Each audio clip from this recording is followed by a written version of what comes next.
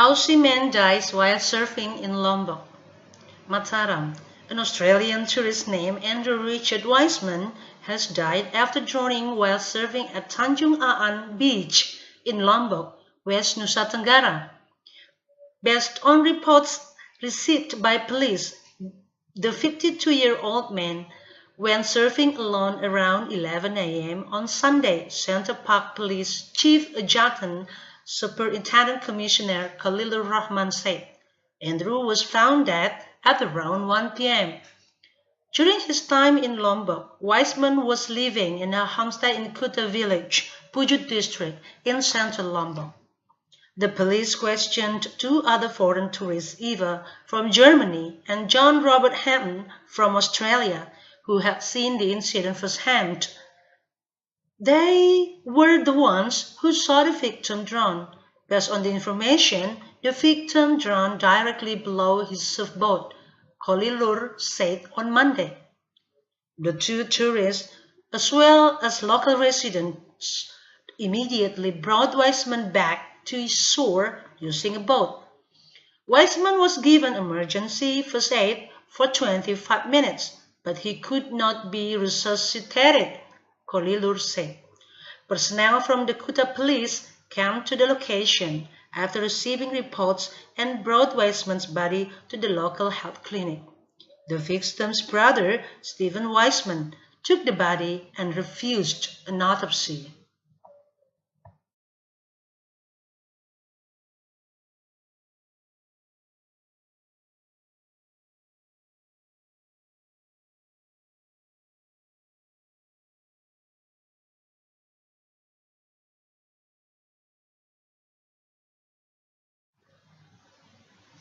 Fire erupts at illegal oil well in Indonesia, Jakarta.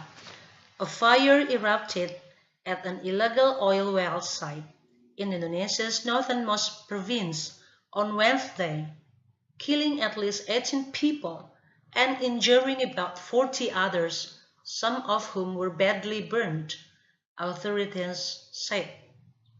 The fire broke out around 1:30 a.m. at a backyard well in a village in Aceh province, on the northern tip of Sumatra Island, according to the National Disaster Management Agency. Authorities were still trying to determine what had caused the fire, local news reports said. It may have started with a spark from a blowtorch or a worker smoking a cigarette.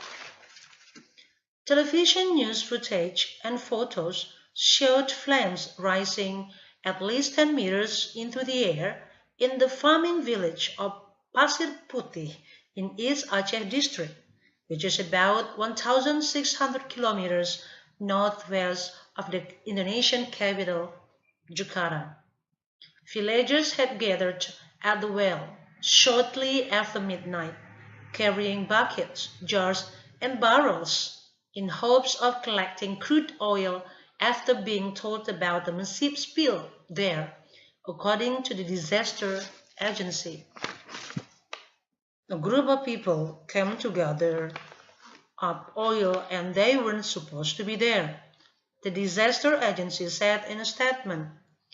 At least 5 homes were gutted by the fire, the agency said. Firefighters and other emergency personnel, along with villagers, were still trying to contain the blast on Wednesday evening. Indonesia's Ministry of Energy and Mineral Resources and the state-owned oil company Pertamina sent teams to Aceh, which has industrial oil and gas operations, to investigate the incident, said Agung Pribadi, a ministry spokesman. This is a case of illegal drilling, and the ones responsible for it must be dealt with by the law, he said. Agung said the well was being operated by local residents, adding that he was not sure if there were other illegal wells in the area. Lieutenant Colonel Wahyu Kunchoro, chief of the East Aceh District Police, told reporters at the scene that firefighters were trying to break the chain of oxygen in the well to stop the fire. He confirmed the well operation was illegal, but he said many villagers depended on it for their livelihood.